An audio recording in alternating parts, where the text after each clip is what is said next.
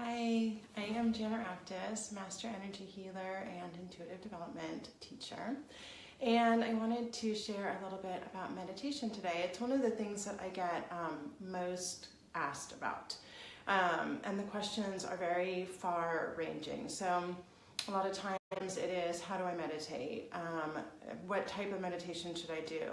Is it wrong that I'm doing it this way? I can't quiet my mind. So many different things. And so I wanted to address a few of them and also maybe share a few resources with you. So meditation is an amazing way to open up and connect more fully to spirit. It is a great way to develop your spiritual connection.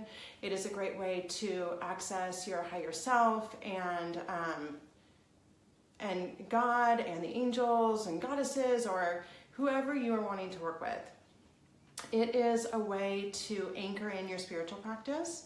It is a really great way to magnify your spiritual practice. And there are many, many, many benefits to it.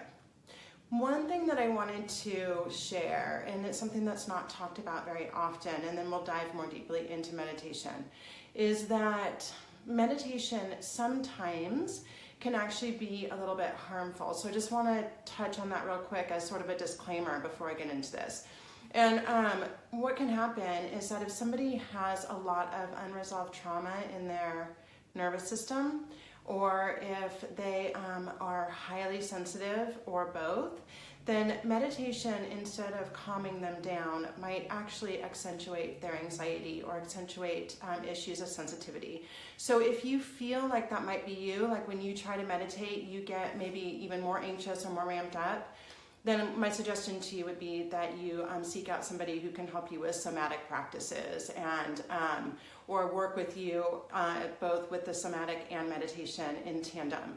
And I'm going to actually link a video into the comments section that goes into great depth about meditation and mindfulness and how it can actually be harmful if one of those situations applies to you. Now, that said, meditation is an amazing practice, and it is something that has greatly benefited my life and the lives of many people that I know. And so it's something that I do really love to share. I lead guided meditations. I talk with my clients about meditation. I'm an energy healer, so I'm always working with people in that meditative state. So I wanted to, go over what could potentially be an issue and then also share the beautiful benefits of it. So a lot of the meditation work that I do with my clients is to help them connect more fully with spirit and also to help bring them healing and so forth. And so there are a myriad of ways to meditate. There are as many ways to meditate as there are people on the planet. So know that whatever you are doing in your meditation practice, you can work with to cultivate and develop. And also know that right where you are right now is where you are right now, and that's perfectly fine as well. So a lot of how meditation will work for you, how it can best work for you, depends on the type of person you are and what you are wanting to achieve with your meditation. So for some people, it works really well to have a very regimented practice. For some people, it works really well to get up at a certain time every morning, to have a cup of tea or coffee, and then to meditate and then to journal, for example. So for some people, the routine is what helps them to anchor the practice in.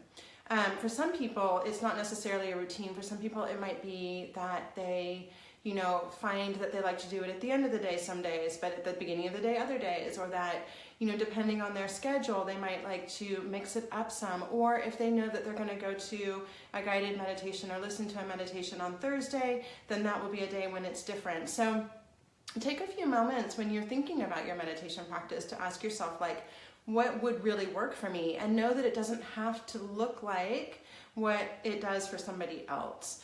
And then after you have that, I would suggest that you explore a few different types of meditation. So some people do really well with structured meditation. Like some people love transcendental meditation. Some people really enjoy Vedic meditation. Some people like Vipassana meditation. And those are all beautiful practices that really speak to certain people. Other people really enjoy visual guided meditations and visualization. Some people enjoy breathwork meditations.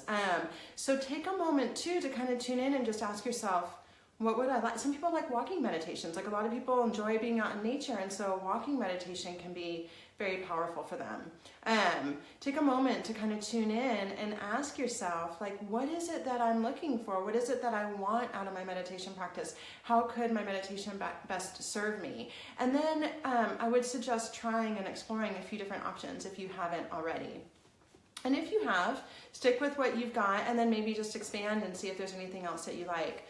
I love guided meditations, which is one of the reasons why I lead them so often. And for me, when I started meditating, I had a pretty hard time calming my mind. I had a really hard time getting to that place where I felt like I was just open and receptive. And so guided meditations provided my brain with something to do. It gave my brain a task during the meditation that helped me to access it more deeply. So that was really, it really started for me out of sort of a necessity. Hey, Gabriella. And then from there, it's just kind of grown. And now what I find is that I really enjoy all different types of meditation. It really depends on what day it is. A lot of times, there are times when I'm in a very consistent morning routine, and there's times when I'm not. When I am in a very consistent morning routine, I tend to do a meditation where I just start with my breath, and then just a very gentle breathing exercise where I'm just letting my stomach very gently rise and fall. And for those of you who have done any guided meditations with me or my Sunday healings, you know that that's something that I always start with. And that helps to bring me sort of into my body as I start the meditation. And then from there, it's like I settle in and it sets the space for me. And so I find really that setting the space, whether you're doing it that way or another way, is really powerful to help you connect as well. So if you have an altar, doing it in front of an altar, and even if you don't have an altar, it's just, sort of picking the space that you really like to meditate. If you meditate in the same chair every day, when you sit down in that chair, you're going to have like a conditioned response to meditate, and that will help to set that sacred space for you, which can make it easier. If you know that this is what you're doing there, you can sort of acclimate and habituate to your meditation practice. And then there are other days that I do different types of meditation. Sometimes I will listen to sound, and I will allow myself to really tune into the sounds. What I love about that is that you really start to notice the depths and layers of music or sound, and that can be a very expansive process for me. Sometimes I do walking meditations where if I am walking the dog or walking to the park or going to the park, where I will allow myself to really tune in and be present to the sounds and the smells and the sensations that are around me. I also find that to be, for me, because I'm such an empath, that sort of nature meditation can be very grounding and very calming for me. So those are some of the things that I enjoy. And then I would say mess around with time a little bit too. For me, between 10 and 30 minutes is a really good amount of time. I know that there are benefits for many people beyond that. There are a lot of people who meditate for an hour a day. I think that's amazing. They're probably really able to access some of the some very powerful experiences with that. For me, an hour a day isn't super practical. And so for me, I judge by what time I have, what time of the day it is, but even just doing 10 minutes can really bring me into my body, into my space, into my connection. Even just taking a few moments, if I feel like I need to reset during my day, if I feel like I've been running around, or if I feel like I have had so much going on, or there's been chaos around me. For me, even just sitting for 5 minutes, tapping a little bit on my thymus and just breathing a nice gentle breath, not deep breaths, I don't do any sort of heavy breath work in those times. I just really do a nice, gentle, calming breath for myself, which helps me just to come back into my body. And when I come back into my body and feel myself settle into my body, then I know that I feel reset. Stacy, is there an album you recommend for meditation music? I don't have one that I recommend. What I do recommend is I've found some music on YouTube. I have found some music that has been given to me. What I suggest is that you listen to anything all the way through before you meditate to it. So regardless of where it comes from. There is, Stacy, actually, let me take that back. There are some Reiki meditation CDs that are probably digital too. I just happen to have them on CD because I've had them for a long time. And I used to listen to those a lot. And they have them for the, I think you're a Reiki practitioner if I remember correctly. They have them for the different symbols. So they have like a Toku-rei, they have a Seihei-ki, they have a Honshatsu Shonen, and you can listen to that. And those I love. So I recommend that. But again, even with that, I would say listen all the way through. And any guided meditation that you do with somebody who you don't know, if it's on YouTube or something like that, or if you've never done a meditation with that person, I would suggest listening to it all the way through because you could become triggered by some sort of sound in there or the person's voice or the way they lead the meditation. And so I think it's really good, healthy practice for yourself to take care of yourself to make sure that you're listening all the way through. So, does anybody else have any questions about it? That was a really good one. Thank you, Stacy. And let me see what else.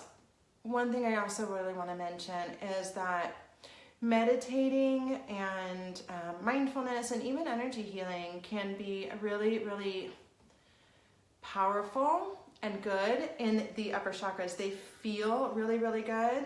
And let me look at Elena's questions real quick. All of these in so much time. I want to scroll down and look at Elena's question real quick and then go back to what I was saying. Yeah, so much for the screen. Oh, awesome. Thank you, Elena, for sharing that. Elena is just saying that she has tried a lot of those and didn't even realize that she was meditating. So, so coming back to what I was saying before that is that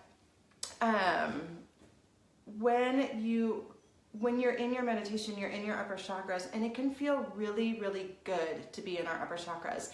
And we can even become addicted to that, especially if we have tendency towards numbing out or addictive tendencies. And we can actually end up going into like a spiritual bypass. So along with what I said at the beginning, I would just say, recommend that you're very conscientious about how you're meditating and how you're using meditation and energy practices, and to be able to tune in and say, am I trying to escape with this? Is there something I'm avoiding? And then also with that in mind is that when you come back from your meditation, it's really good practice to bring yourself back into your body at the end. So don't end your meditation up here and then get up and run to your car and get in your car to run errands, because you could potentially be very ungrounded. And in that you could be clumsy, you could be lightheaded, you could be a little airheaded. And so as you end your meditation, it's really helpful, really beneficial to come back into your body, to come back into your breath, to feel your body breathing, to feel your feet on the floor, to feel your connection to the earth, and to really bring yourself into those lower chakras. When I started doing that, it really revolutionized my meditation practice in a really good way. And I will just note here that the more embodiment work I've done, the more healing work I've done, the more work I've done to access and release my repressed emotions and work with my nervous system and really experience myself through my physical expression, the more grounded I've become in that, the more connected I've been to spirit, which has been a really powerful experience for me. Okay, so let me see what this is. Melissa says, this explains why I tripped 3 times this morning. Yeah, Melissa, it's so funny because I can actually, sometimes at the end of a day of doing a lot of energy work and a lot of readings, I might forget to take that time to come back in, and I'll be like, why am I so clumsy? And then because I didn't come back into my body. And it's gotten easier and easier for me, like it's more automatic now for me with all of the healing work that I've done and with the awareness that I have, but I still have moments where I'm like, why am I so clumsy? Oh, because I just did 5 hours of energy work and didn't like take a few minutes to come back into my body and to breathe and to connect with my physical expression and the earth energies as well. So does anyone else have any other questions about meditating or anything that I've covered today? There is so much. Like, we could probably talk about meditation for days, but I hope that this little overview is helpful. I hold a grounding stone that's a help. Monique, a grounding stone will help, and actually crystals and gemstones can be wonderful accompaniments to meditation. But I will say that even more than the grounding stone, really paying attention to coming back into your body is even more powerful. Is a grounding meditation the type to use to come into your heart?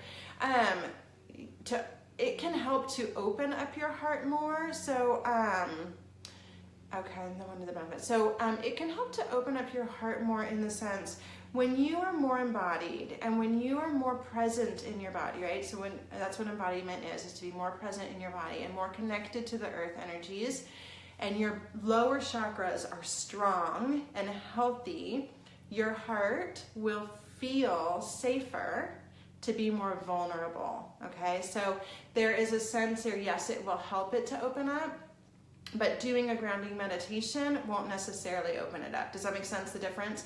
But over time, if you're really working with the embodiment piece, then what will happen is your heart will feel safer to be open. So Elena's asking, what are the benefits to me? And the benefits to me are what I just explained a moment ago. As a benefit to me is that with meditation over time, with the awareness and the healing, meditation in conjunction with the healing work that I've done has helped my energy body to become stronger. Also, it has greatly enhanced my connection to spirit. So, through meditation was how I started really, and my energy healing practice was how I started connecting with the angels, the archangels, the goddesses, the ascended masters that came through that experience. It helps me to feel closer to spirit, closer to God. It has also, over time, helped me to feel more centered, grounded, and it's helped me to feel calmer as a result of being more centered and grounded. And then again, just giving the disclaimer that I shared at the beginning here is that, initially for me, it didn't actually help me to feel calmer. I had to do the other healing work to actually get me to a place where I felt genuine calm through most of my day. So just making that distinction, but meditation has definitely been a part of it in conjunction with the other healing practices that I've used. And Elena, I know that you are really, really connected with the physical body, so that's probably something that you can really sense into as well, is that that comes from that embodied piece. Stacy asked, do you have any techniques for shutting off the mind's constant chatter? Yeah. So if you're doing a meditation where you're just sort of, you're sitting and you're open and you're receiving and you're connected to spirit, you're not using any sound in the meditation, what you could do is you can allow the thoughts to come in and instead of trying to resist them, allow them to come in and sort of move through you. So some people like to, when they come in, they like to put them in a bubble and send them back off, or you could imagine them like water flowing through you. So find sort of something that works for you.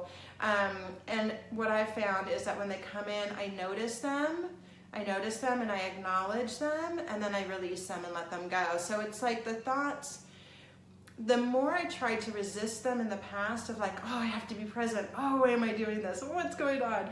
The more I did that, the harder it became. I ended up in a mental engagement with the thoughts and with the chatter. And then once I started shifting that energy and really just kind of allowing them to be there, noticing them, giving them the acknowledgement that they came into my mind to receive, and then letting them go, if that makes sense.